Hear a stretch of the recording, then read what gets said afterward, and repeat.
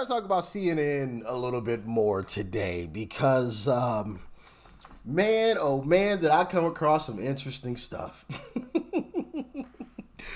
First up, we have CNN's Erin Burnett, who I'm sure you'll recognize. We've played some of her clips previously. Basically saying that the Iranians who are chanting death to America are friendly.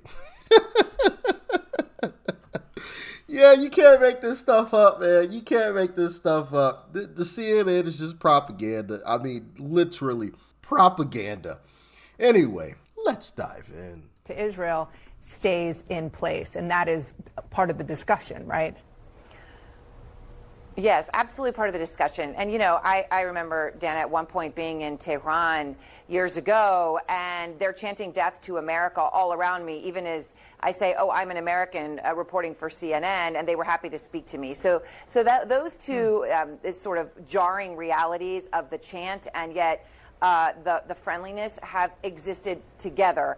But I am hearing from some in Iran that I have not heard this from before, a sense of deep uncertainty about the future and of what happens next, and also of what the role is of the supreme leader. Now, we've heard that he's 86. We know his health has been ailing, but that in this moment, where everything that he has stood for and put Iran on the line for, which is giving up economic future, giving up so many bright stars who have left the country, all in the pursuit of a nuclear program designed to counter Israel, right? That all of that being put on the table has, for the first time from some, I have heard, what was all of this for? What was all of this for when the leaders, the religious leaders of this country have focused on things like women's hair and what they wore? So, you know, it's unclear how far things like that will go, how much of that is emotion in a moment that is exhausting and stressful and has meant a lot of failure for Iran, or how much of this is something bigger. But in the context of a regime change, the Ayatollah, the supreme leader, being in a bunker underneath Tehran, because he was at fear of his life when this deal was done, and perhaps being out of contact with the people who had to make the deal is something that, as we look back on this moment, may end up being a very significant reality that as the timeline plays out and we see where this goes, we look back and say, okay, that was something very important. Oh, man. As I was standing there and they were chanting death to America. Oh, my goodness. You just can't make this stuff up, man. Now, I also want to play this clip of Erin Burnett. Yeah, we're going back to her. We're going back to her. And CNN, of course, talking about the ceasefire. And I noticed something in this clip. And I want you guys to let me know if you noticed it too. Because when she brings on the reporter, Barack Reid, I believe that's how you pronounce his name. I apologize if I'm butchering that. But when she brings him on, he confirms that the ceasefire is actually real. And I want you guys to take a look at her face and let me know what you think. All right? I'm just going to roll the clip and then I'll give you my thoughts afterwards. Against it. And certainly right now, Aaron, the Iran saying that their retaliation is going to continue and that their retaliation, if anything, is going to become more intense. Of course, one of the things that we heard is that the Iranians believe that they are in a conflict both with Israel and the United States, feeling that Israel has dragged the United States into a conflict directly with Iran, Aaron. All right, Fred Pleiken, thank you so much. Of course, the literal eyes and ears on the ground to hear those explosions. I want to go now to Barack Reid, our political and global affairs analyst. Also joining us, of course, retired General Mark Kimmett, former Assistant Secretary of State. He oversaw policy here in the Middle East. And here with me in the UAE, along the Strait of Hormuz, Paula Huancox, our correspondent, who knows this region better than anyone. Barack, I just want to start with you, though. I know you have some new reporting. What are you learning right now? Hi, Aaron. What I'm learning is that this ceasefire has been mediated and, according to President Trump, also achieved through mediation of Qatar and the United States, two countries that have been in touch, close touch, before the U.S. entered this war. A day before this war started, there were meetings between U.S. and Qatari officials about the possibility of the U.S. joining this war. And those contacts continued all along the last 3 days and today, when after the Iranian attack on the El Udeid base, Iranian officials sent a message to the White House through the Qataris saying, we're done. This is our response. We're not going to do anything further. The White House sent a message back through the Qataris. We are not, if you're done, we are not going to retaliate, and we want to talk. We want to now get a deal. In the hours since then, there were talks between the US and Israel and Qatar and Iran to tie the final knots and agree on the final conditions of this ceasefire. Now, I want to ask you guys, did she seem like a little uncomfortable or upset? Y'all let me know. Y'all let me know. Because that's what it looked like to me, but maybe I'm tripping. Maybe I'm going crazy. Y'all let me know if she looked a little upset by that, all right? Talk to me. Now, I want to get into someone else that was on CNN. I know, we running through CNN today, boy, I tell you, man.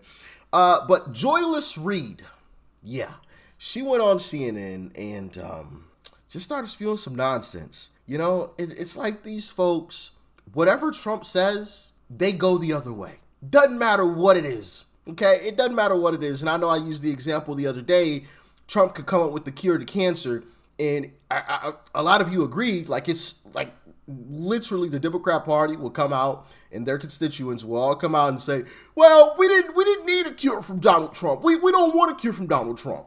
That's not a cure. You know, they'll come out and say some crazy stuff, man. Like, goodness gracious. Anyway, check out Joyless Reid. I find it rather extraordinary that we are very casually having a conversation about the tactical success or failure of dropping a 3,000-pound bomb or two on a sovereign country that did not attack us. We are failing to unpack or even address, as we're discussing whether or not it was effective how we bombed Iran, whether Donald Trump was correct in saying we obliterated their facilities, and not asking why on earth is the United States bombing a country that did not attack us? What on earth are we doing there at all? And why is it that there is this arrogance in the West and in the United States to say that we get to decide who can have nuclear energy? We get to decide that, and not just decide it, we get to act on it and drop bombs on a country that didn't attack us. We had no business dropping bombs on Iran. And so the question of whether the tactic worked or not, to me, ignores the fundamental moral question at hand. And I think that I'm not alone probably among Americans who are saying that this was something that we had absolutely no right to do. Siding with the other side, of course. Yep. That's what these Democrats do, man. I mean, it is the craziest thing. And I'm going to get you guys out of here because I don't want to make this video too long. Now, I came across this TikTok, okay? And, boy, prepare yourself, okay? Prepare yourself. There are people in the United States of America that are legitimately trying to side with Iran right now as we speak, simply because they hate Donald Trump. Now, YouTube, these are not my words. I'm just reporting on some information. I do not agree with what this lady is saying, okay? I'm just reporting on it, all right? Don't shoot the messenger. Dear Iran, this is my official application of states that you should wipe out because we did not vote for that orange Cheeto man over here in Los Angeles. Alabama. Out of here. Florida. Out of here. Arkansas. Boom. Oklahoma. Get 'em gone. Ohio. No. Kansas. Gone. Kentucky. No. Arkansas. Red. Tennessee. Fire. Texas. Oh, double it. Let me get my best friend out and then Texas. Okay, and my family and then Texas. Anyways, I hope you consider this application and really take it into consideration. Out of here. I hope you consider this application and take it into consideration. You see what the Democrat Party has done? You see what they've done? We literally have Americans advocating for the pine boxing of other Americans. That is absolutely ridiculous. Absolutely ridiculous. It's gone too far. It's gone to, you heard it yourself, and I'm not going to play any more videos of that. I don't want to put any more of that nonsense on your screen. But that's all I needed to play. There's more like that. And they're pretty easy to find. At least some of them. Some people have like deleted the videos now that they've gone viral for the wrong reason, or they've made their profile private or something, you know. So, but videos are out there, right? You can go find them right now as we speak of people saying stuff like that. That is absolutely insane. Insane. And I think that sums up the Democrat Party. And you just heard it from Joy Reid. We're seeing it from other folks on the left as well. Maybe not to that extent, but basically siding with Iran or other enemies simply because they hate Donald Trump. That is crazy stuff to me. That is absolutely wild. Make sure you guys share this video so everyone can see this nonsense, because that is just absolutely ridiculous. Absolutely ridiculous. When have we ever...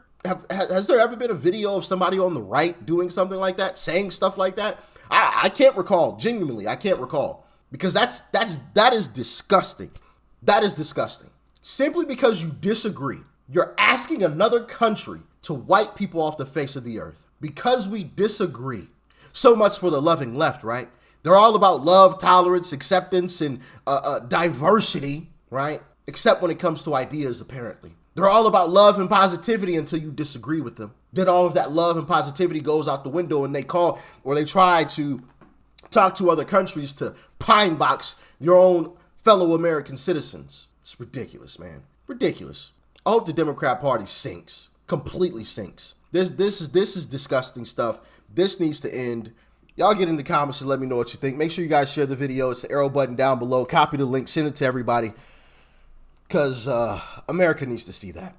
And it needs to end immediately.